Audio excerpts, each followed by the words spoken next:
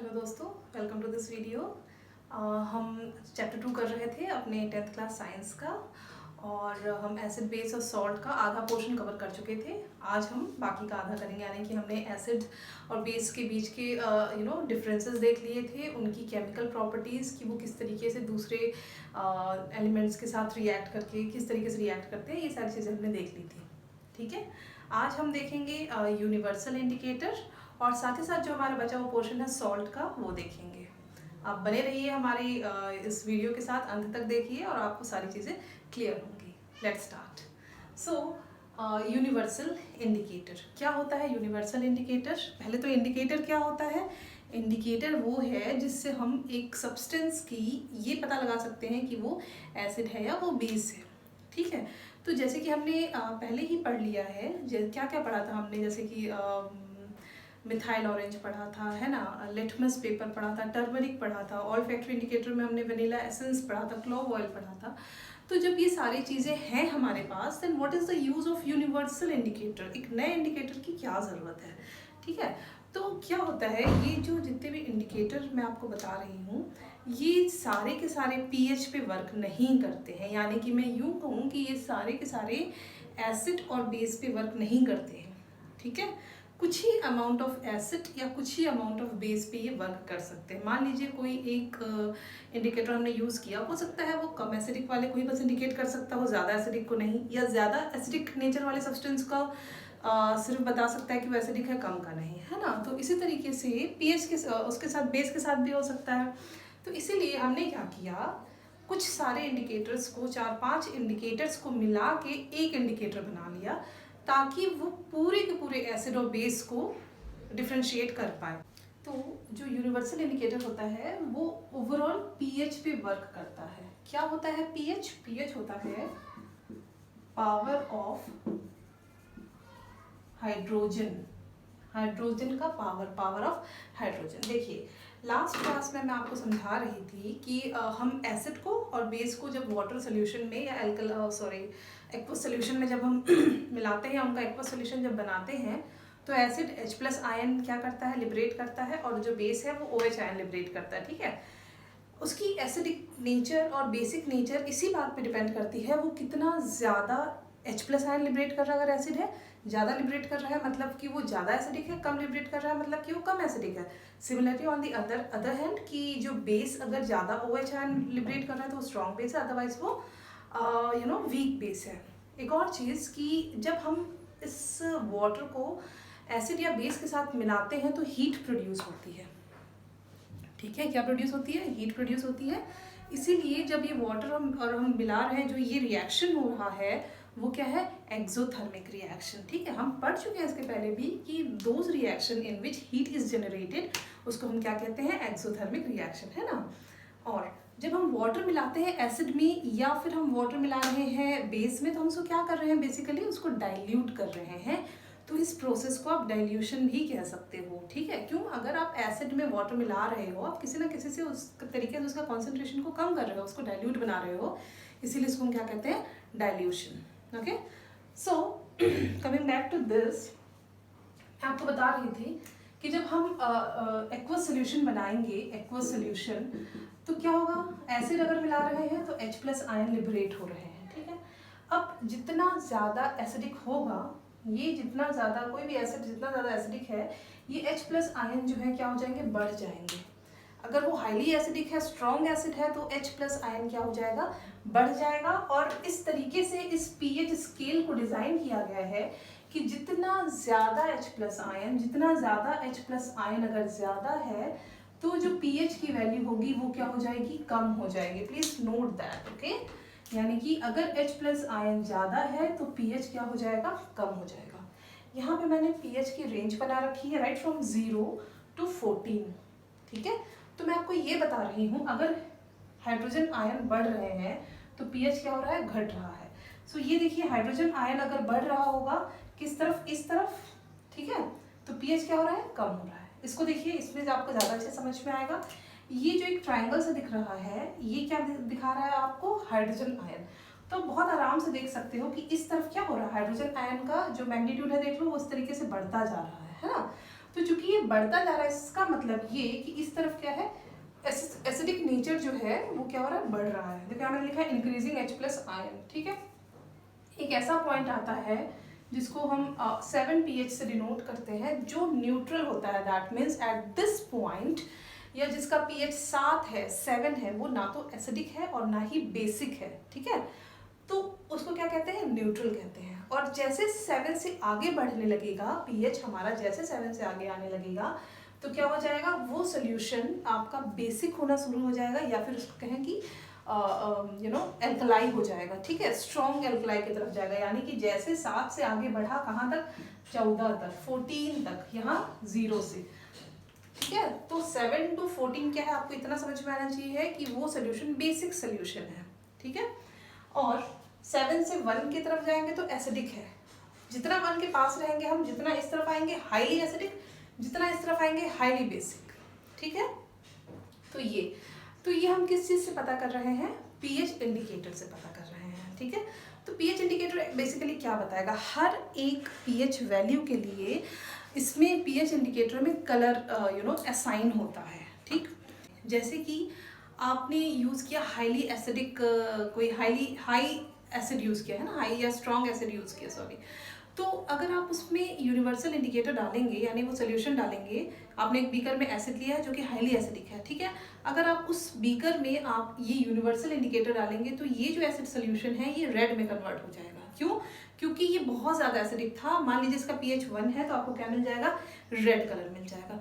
मान लीजिए ये उतना एसिडिक नहीं है, थोड़ा कम एसिडिक है, मान लीजिए इस एसिड का pH अगर 2, 3 इस तरीके से होगा, तो आप जब यूनिवर्सल इंडिकेटर डालोगे तो आपको ऑरेंज मिलेगा। इसी तरीके से आप बैक आते जाओगे तो आपको येलो मिलेगा।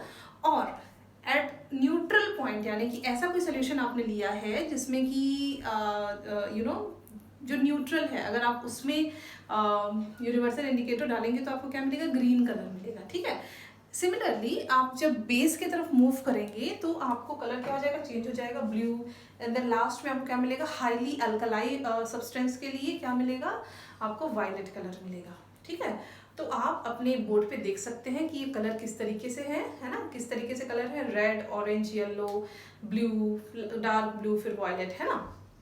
सो हर एक pH के लिए आपके पास एक कलर असाइन है। जैसा जैसा कलर आता जाएगा आप उसके अकॉर्डिंग क्या कर सकते हैं, ये बता सकते हैं कि हाँ भाई इस सोल्यूशन का ये pH हो सकता है, या ये इतना एसिडिक या इतना बेसिक हो सकता है, ठीक है। सो ये तो था हमारा यूनिवर्सल इंडिकेटर के बारे में। एक और चीज़, यूनिवर्सल इंडिकेटर आपके सोल्यूशन फॉर्म में भी रह सकते हैं और ये आपके स्ट्रिप्स, पेपर स्ट्रिप के फॉर्म में रह सकते हैं, ठीक है। तो आप इनको चाहे जिस तरीके से चाहे उस तरीके से यूज़ कर सकते हैं। अब क्या होता है कि ये जो pH है ये हमारी एवरीडे लाइफ में बहुत ज़्यादा इंपॉर्टेंट रोल प्ले करते हैं, ठीक है। देखते हैं कुछ एग्जाम्पल यहाँ पे जो pH से रिलेटेड है हमारी डे टू डे लाइफ के। सबसे पहले हम अपनी बॉडी की ही बात कर लें। जो हमारी बॉडी में क्या है, ब्लड है। जो ब्लड कितना, उस ब्लड का pH कितना रहता है, 7.35 to 7.45 इस रेंज में, यानी कि 7.5 के रेंज में हमारे जो बॉडी में है ब्लड रहता है, उसका pH रहता है, ठीक है। तो अब देख सकते हो आप कि ये जो pH है ये कैसा है, स्लाइटली अल्कलाई है ना, यानी कि ये बेसिक नेचर का। तो हम कह सकते हैं कि हमारा जो ब्लड है वो कैसा है, बेसिक नेचर का है, ठीक है। सो ये हो गया हमारे बॉडी का pH, ऑलराइट। देन एक टर्म आपने सुना होगा एसिड रेन, ठीक। तो हमें तो अब ये पता चल गया इसको पढ़ने के बाद कि भाई जो भी चीज़ें 7 से कम है वो एसिडिक है, जो भी चीज़ें जिनका pH 7 से ज़्यादा है वो बेसिक है, ठीक। तो एसिड रेन की बात कर रहे हैं तो आपको क्या लगता है, एसिड रेन हो रहा है तो उसका pH कितना होगा, 7 से कम होगा या ज़्यादा होगा? डेफिनेटली वो 7 से कम होगा, ठीक है। सो जो एसिड रेन रहता है उसका जो pH रहता है 5.6 के अराउंड रहता है, ठीक। ये क्या हमें अफेक्ट करेगा, डायरेक्टली ये हमें अफेक्ट नहीं करेगा, क्योंकि बारिश के टाइम पे ज़रूरी नहीं है कि सब बाहर घूम रहे हो, और इतना एसिड 5.6 इतना भी एसिडिक नहीं होता है एज सच डैमेज करने के लिए। लेकिन ये जो एसिड रेन हो रही है ये कहीं ना कहीं कहाँ जाएगी, कहीं ना कहीं पानी में, पानी जो है वो कहाँ जाएगा, रिवर में जाएगा, पॉन्ड में जाएगा, सी में जाएगा। तो ये वाटर का जो pH है उसको क्या करेगा, कम करेगा, उस वाटर को क्या करेगा, ये एसिडिक बनाएगा। तो हर एक एनिमल का एक रेंज होता है, पीएच का रेंज होता है। जैसे हमारे बॉडी का पीएच मैंने बताया 7.7 से लेकर 7.8 तक है ना। तो उसी तरीके से बाकी भी एक्वेटिक एनिमल्स जो हैं, पानी में रहने वाले जो जीव जंतु हैं, उनका भी अपना एक पीएच रेंज होता है, ठीक है। तो ये एसिड रेन कैसे करेगा, उनको डैमेज करेगा, जाके उनकी लाइफ को इफेक्ट करेगा। So that is why acid rain हमारे लिए अच्छा नहीं है, क्योंकि वो एक्वेटिक एनिमल्स के लिए भी अच्छा नहीं है। अदर थिंग, ये कहाँ जाएगा, पानी सॉइल में भी तो जाएगा, तो सॉइल के भी जो पीएच को क्या करेगा, कम करेगा। सो ये हो गया acid rain. Then next we have stomach में जो हमारे एसिड है, आपको पता होगा कि हमारे जो पेट में एसिड है, कौन सा एसिड है, हाइड्रोक्लोरिक एसिड, और बहुत ज़्यादा एसिडिक है। कितना पीएच है उसका, 1.8। जस्ट इमेजिन कितना पीएच है ना। आप सोच रहे हो अरे 1.8 तो तुम्हारे पेट जल क्यों नहीं जाता है ना भाई। एसिड स्किन के कांटेक्ट में आएगा या फिर किसी ऑर्गन के कांटेक्ट में आएगा तो एसिड तो उसको जला सकता है। बेसिकली क्या होता है, हमारे स्टमक के जो वॉल का जो इनर लाइनिंग रहता है ना, उसमें म्यूकस लगा हुआ होता है, एक थिक लेयर ऑफ म्यूकस होती है जो प्रोटेक्ट करती है HCl से, यानी कि हाइड्रोक्लोरिक एसिड से, जो कि बहुत ही ज़्यादा एसिडिक है ना। उससे हमारे इनर स्टमक को प्रोटेक्ट करती है। तो फिर इस एसिडिक मीडियम की ज़रूरत क्या है हमें, ठीक है। तो बेसिकली क्या होता है, ये एसिड हमें डाइजेशन में हेल्प करता है। अदर देन दैट, कभी हमने कुछ खाना खाया और उसके साथ में अगर बैक्टीरिया भी चला गया स्टमक में, सो ये एसिड क्या करेगा, उसको मारने के लिए, उसको किल करने के लिए हेल्प करेगा। So that is why you can see here also pH is how much important है ना। सो ये किसका है, स्टमक का पीएच 1.8, कौन से एसिड का, हाइड्रोक्लोरिक एसिड का। Okay, next we see tooth decay, यानी कि जो हमारे दांत जो सड़ते हैं, वो कब सड़ते हैं, अगर हमारे माउथ का पीएच जो है इस 5.5 से नीचे आता है। यानी कि आप कह सकते हो कि हमारे माउथ का भी कुछ पीएच होता है, ठीक है। तो वो अगर 5.5 से नीचे गया तो क्या होगा, हमारे जो दांत हैं, कैल्शियम फॉस्फेट से, जो एनामल, जो हार्डेस्ट पार्ट है, आउटर कवरिंग है, वो कैल्शियम फॉस्फेट से बना होता है। और अगर इस calcium phosphate it will come in contact with acid, या ज़्यादा एसिडिक मीडियम के कांटेक्ट में आएगा, तो वो डिके होना शुरू हो जाएगा, ठीक है। तो अब क्या होता है, कभी हम कुछ खाना खाते हैं, कुछ मीठा चीज़ खाते हैं, तो जो बैक्टीरिया प्रेजेंट हो सकते हैं हमारे टीथ में, वो क्या करेंगे, उस शुगर को डिकम्पोज करेंगे और एसिड बनाएंगे। तो अगर ये बैक्टीरिया शुगर को और लेफ्ट ओवर फूड को डिकम्पोज कर रहे हैं और एसिड बना रहे हैं, तो आप समझ सकते हैं कि इस जो पीएच है उससे तो वो कम ही कर देंगे उसको, ठीक है।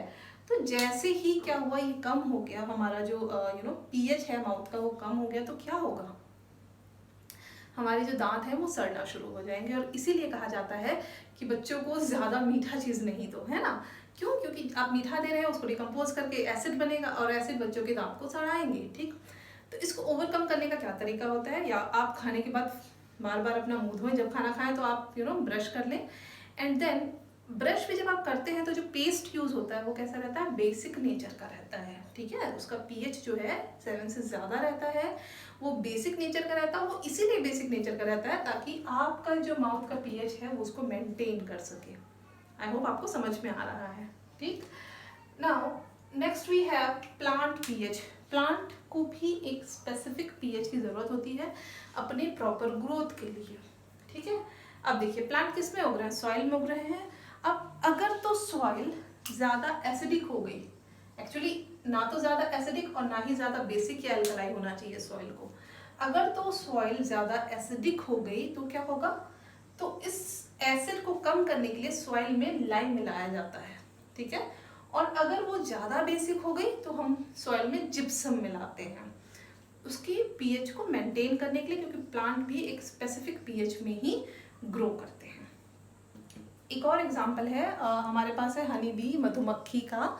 क्या होता है, मधुमक्खी जब डंक मारती है ना, जब काटती है ना, तो वो एसिड रिलीज करती है, और वो जो हमें जो दर्द होता है वो उसी एसिड की वजह से होता है, ठीक है। तो अब देखिए, अब एसिड यहाँ पे है, काट लिया मान लीजिए यहाँ पे, अब यहाँ पे तो एसिड है, तो अब एसिड को न्यूट्रलाइज कैसे करेंगे, है ना, बेस से करेंगे।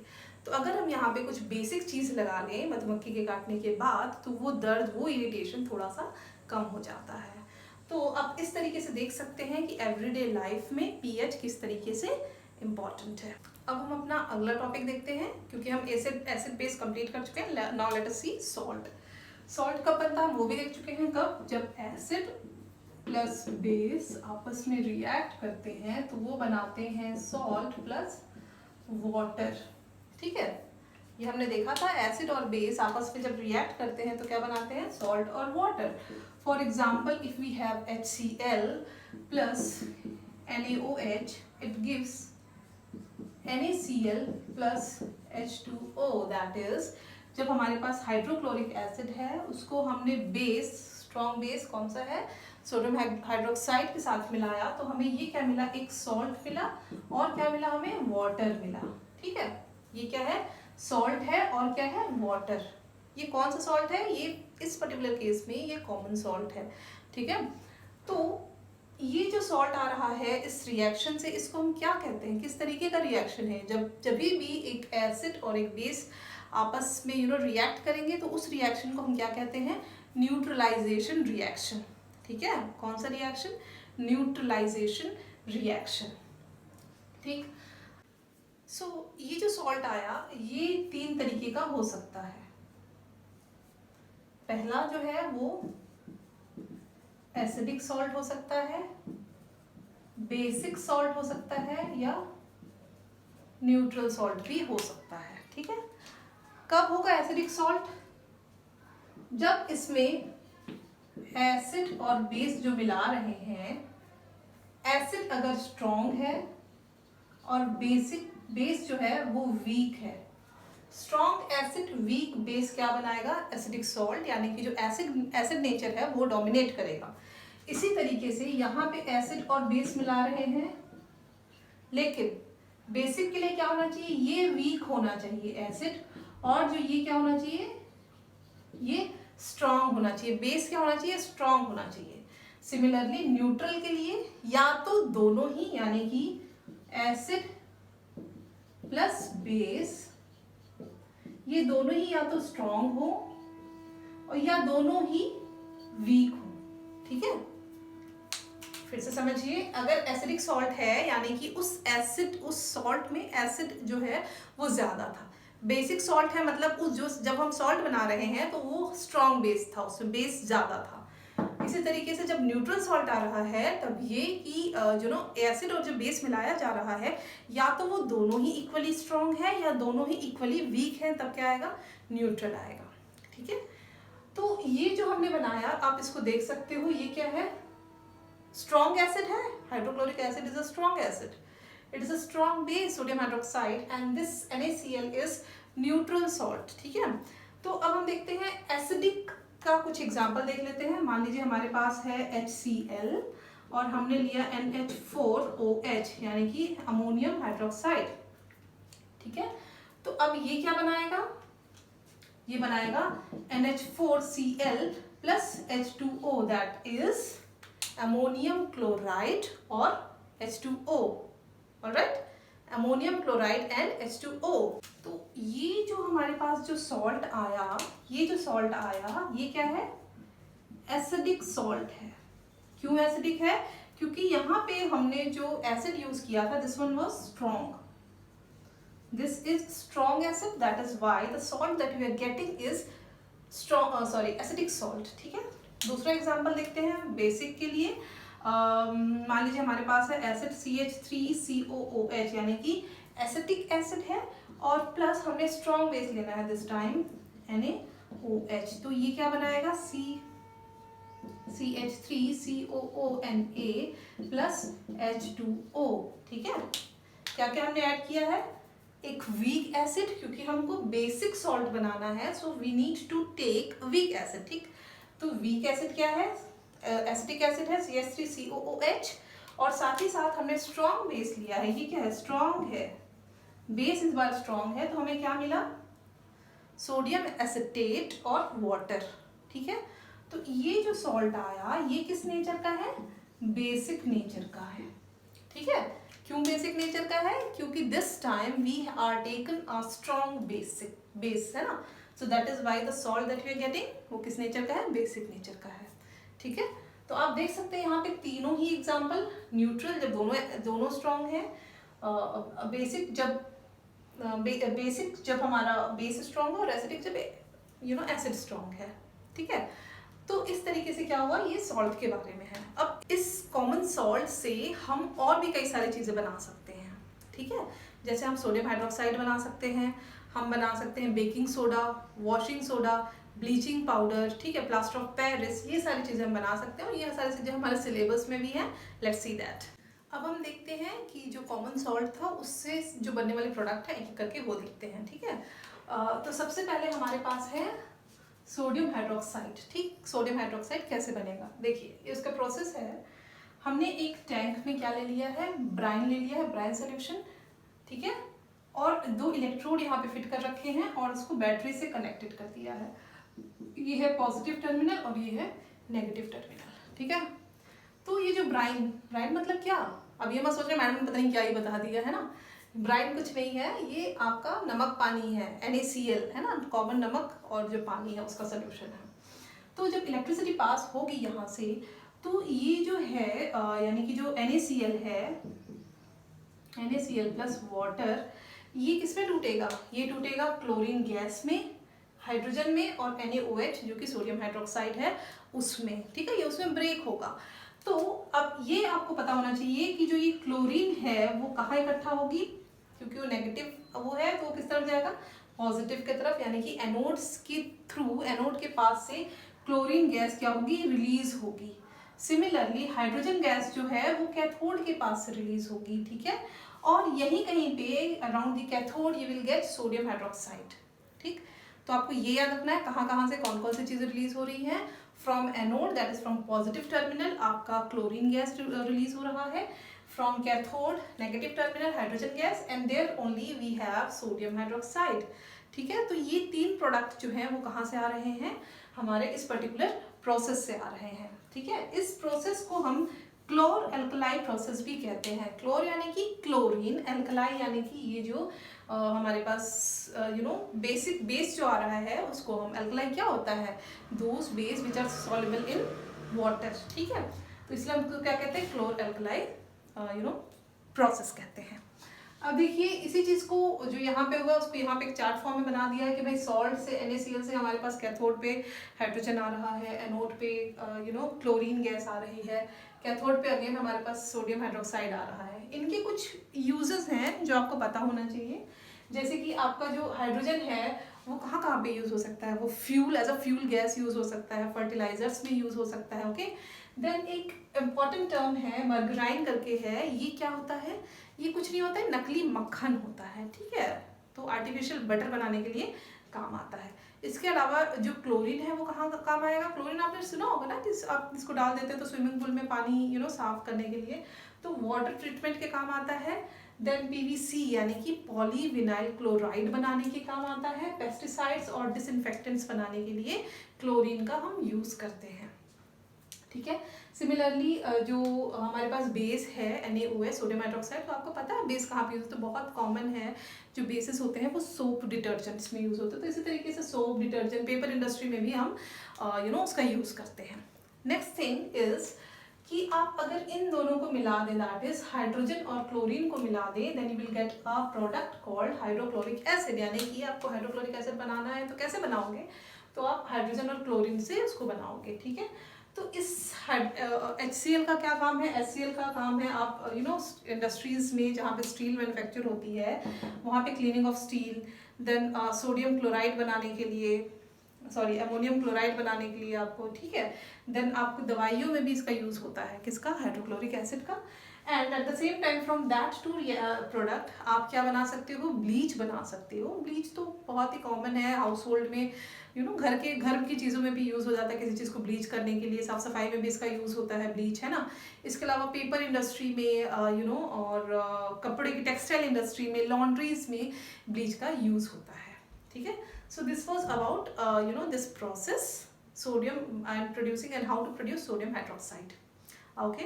The next product that we have is bleaching powder. तो हमने देखा था कि हमारे पास जो क्लोरीन था कहाँ से बन रहा था, क्लोरीन हमारे पास NaCl से बन रहा था, हम इसके पहले देख चुके हैं। यही क्लोरीन अगर स्लैग्ड लाइम जो कि कैल्शियम हाइड्रोक्साइड है उसके साथ मिलाएंगे तो हमें क्या मिलेगा, calcium hydrogen chloride which is nothing but क्या है ये, ब्लीचिंग पाउडर, ठीक है। तो आपको सिर्फ ये इक्वेशन याद रखना है कि किस तरीके से किन दो प्रोडक्ट्स को मिला के हमको ब्लीचिंग पाउडर मिल रहा है। कौन कौन सा? Cl from the chlor alkali process और स्लैग्ड लाइम, इन दोनों को हम कंबाइन करा रहे हैं, रिएक्ट करवा रहे हैं, तो हमको क्या मिल रहा है? Bleaching powder which is nothing but calcium hydrogen chloride plus water. ठीक है, इसका यूज हम पहले ही देख चुके क्या क्या है, टेक्सटाइल इंडस्ट्री में, पेपर इंडस्ट्री में, लॉन्ड्रीज के लिए। अदर देन दैट ये ऑक्सीडाइजिंग एजेंट है। देखो क्या फॉर्मूला है, CaOCl2। ठीक है, ऑक्सीडाइजिंग एजेंट मतलब कि ये किसी चीज को, किसी प्रोडक्ट को ऑक्सीडाइज करा सकता है क्योंकि इसमें ऑक्सीजन है। ठीक है, तो इसको हम क्या यूज कर रहे हैं? As an oxidising agent use कर रहे हैं। ठीक है, मान लीजिए आप कहीं मेटलर्जी में क्या पढ़ेंगे कि आपको किसी मेटल को ऑक्सीडाइज कराना है, उसको ऑक्साइड फॉर्म में ला रहा है, तो you can use this bleaching powder. ठीक है, ऑल्सो इन वाटर प्यूरिफिकेशन, यानी कि अगर पानी में जर्म्स हैं, आप उनको मारना चाहते हैं, जर्म किल करना चाहते हैं, वाटर प्यूरिफाई करना चाहते हैं, then also you can go for bleaching powder. ठीक है, तो this was the second product. Similarly we have third product which is baking soda. बहुत ही कॉमन सी चीज़ है, आपके घरों में बहुत आम होगा बेकिंग सोडा, है ना। बेकिंग सोडा क्या होता है? खाने में इसको डाला जाता है। ठीक है, खाने को स्पंजी बनाने के लिए, जैसे कि मान लीजिए आपने ढोकला में डाल दिया, ठीक है, इडली में डाल दिया, तो इस तरीके की चीज़ों में इसको डालते हैं ताकि फ्लफी बन सके वो कुछ चीज़ें। ठीक, तो ये कैसे बन रहा है? अगेन हमारे पास है कॉमन सॉल्ट, हमारे पास है वाटर्स, हमारे पास है कार्बन डाइऑक्साइड और NH3। तो इससे क्या बन रहा है हमारे पास? NaHCO3, that is sodium hydrogen carbonate, यानी कि बेकिंग सोडा का जो एक और नाम है, फॉर्मूला वाला जो नाम है वो क्या है? सोडियम हाइड्रोजन कार्बोनेट, और उसके अलावा अमोनियम क्लोराइड भी बन रहा है। ठीक है, so we are much interested in this. ठीक है, तो जब कुकिंग के टाइम पे, ड्यूरिंग कुकिंग, खाना बनाते टाइम पे हम क्या करेंगे? उसको डालेंगे, यानी कि NaHCO3।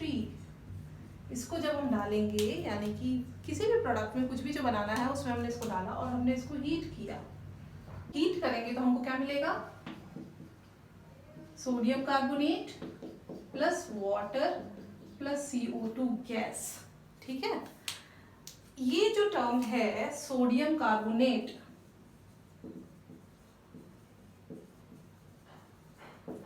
ये जो टर्म है सोडियम कार्बोनेट, इसी से ही क्या बनता है? Washing soda. मैं ये नहीं कह रही हूं कि यही वॉशिंग सोडा है, लेकिन इससे ही क्या बनेगा? Washing soda. ठीक है, इसके वॉशिंग सोडा पे हम बाद में आएंगे। बिफोर दैट लेट अस सी कि यहाँ पे ये CO2 गैस रिलीज हो रही है।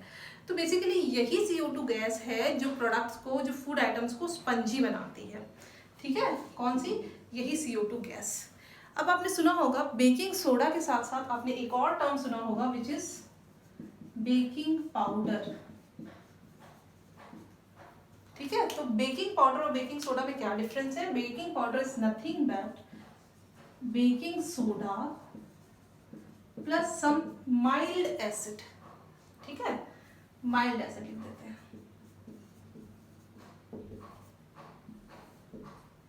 ठीक, सिर्फ अगर आपके पास ये है सोडियम हाइड्रोजन कार्बोनेट है तो वो क्या है? बेकिंग सोडा है। लेकिन अगर उसके साथ एक माइल्ड एसिड, यहाँ पे मैंने एसिड के लिए H+ आयन बना दिया है, अगर उसके साथ आपके पास माइल्ड एसिड भी है, दोनों साथ में कंबाइंड है, तो वो क्या बन जाएगा? Baking powder. नोटिस इट कि ये मैं पाउडर बोल रही हूँ। ठीक है, यानी कि अभी ये जो एसिड है, और सॉरी जो सोडा है और जो एसिड है वो पाउडर फॉर्म में है। ठीक है, इनएक्टिव है। ठीक, जैसे ही हम इसमें पानी डालेंगे तो ये क्या हो जाएगा? एक्टिव हो जाएगा। ठीक है, और उसके बाद जब हम इसमें पानी डालेंगे तो हमें क्या मिलेगा?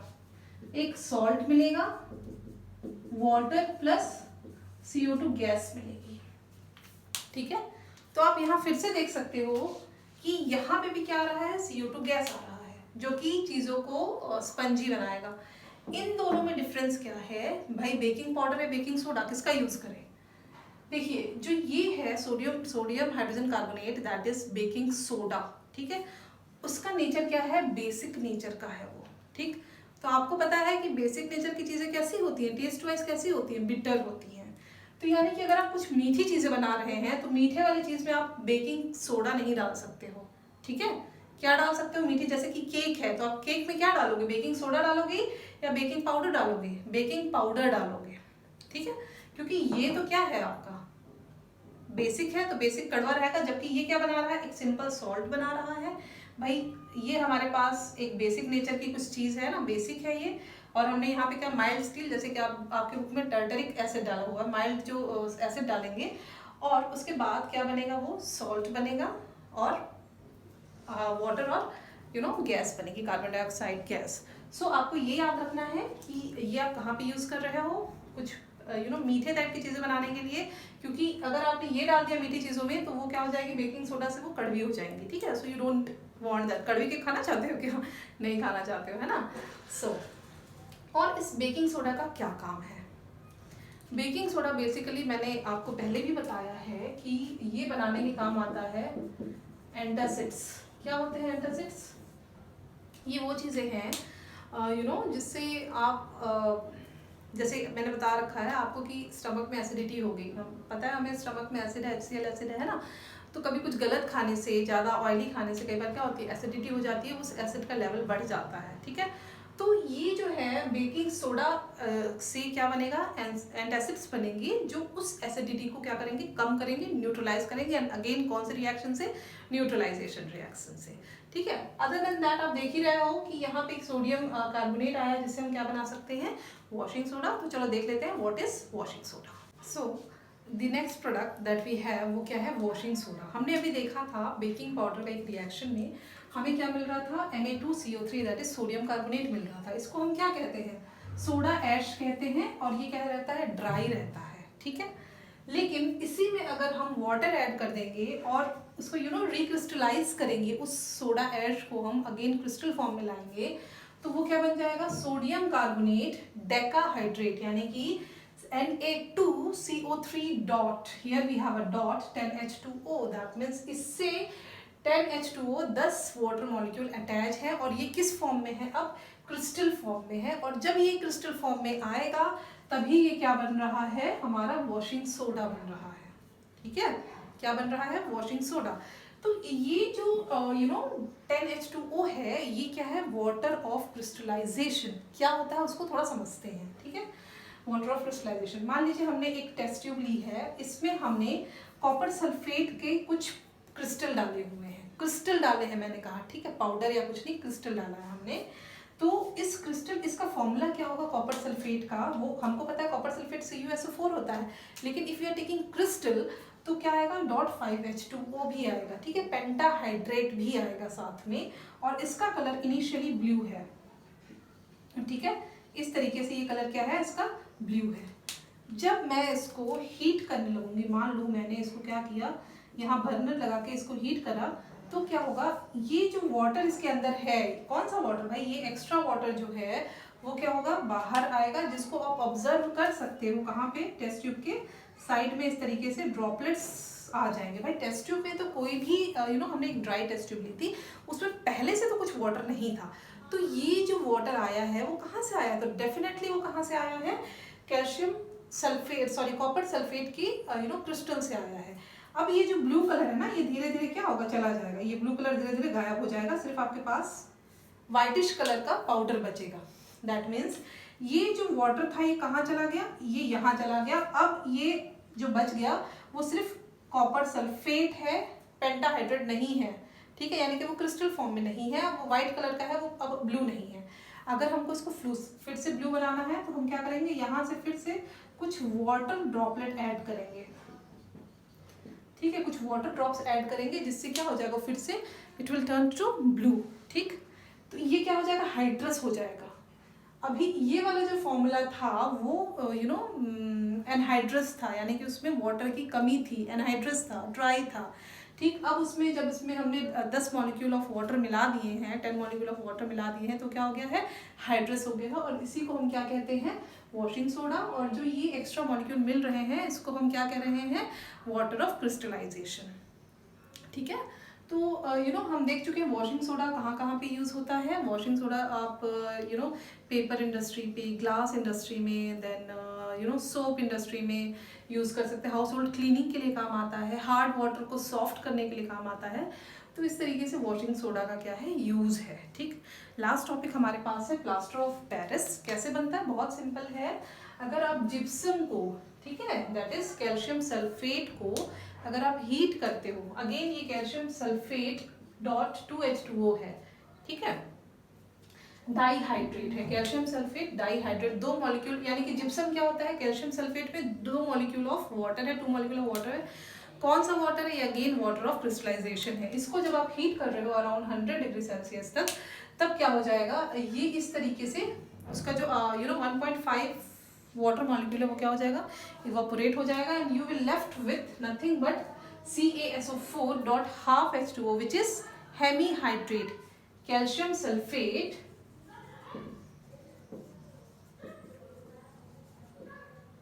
हेमी हाफ है इसलिए hemi hydrate, calcium sulphate hemi hydrate, ठीक है। अब आप ये सोच रहे होगे कि भाई आधा मॉलिक्यूल कैसे जुड़ेगा, है ना, तो आधा मॉलिक्यूल नहीं जुड़ता है, 2 CaSO4 में, यानी कि 2 कैल्शियम सल्फेट में हमारे पास 1 वाटर मॉलिक्यूल जुड़ता है, ठीक है। तो ये कुछ और नहीं है, यही हमारा क्या है, प्लास्टर ऑफ पेरिस, जिसको आप आम भाषा में POP कहते हैं, है ना। अब याद आया क्या होता है प्लास्टर ऑफ पेरिस, POP सबके घरों में यूज होता है ना। कैसे आप इसे डेकोरेटिव आइटम्स बना सकते हैं, रूफ सीलिंग में इसका यूज होता है, आजकल जो फॉल सीलिंग बन रही हैं उस पे इसका यूज होता है। इसके अलावा आप जब आजकल घर बनते हैं तो आप इसको क्या करते हो, बिफोर वाइट वॉशिंग आप क्या करते हो, पहले इसको पुट्टी करते हैं जिसको कहते हैं, है ना। तो ये वही POP है जिसको आप क्या करोगे, पहले वॉल पे रब करोगे सो दैट वो क्या हो जाए, स्मूथ हो जाए, एंड देन उसके ऊपर आप क्या करते हो, बाकी की वाइट वॉशिंग करते हो, ठीक है। So this was the use of plaster of Paris, या फिर सिर्फ POP जो आम भाषा में आप जिसको जानते हो, ठीक है। So yes, it was all about the chapter. I hope आपको समझ में आया होगा। Thank you very much.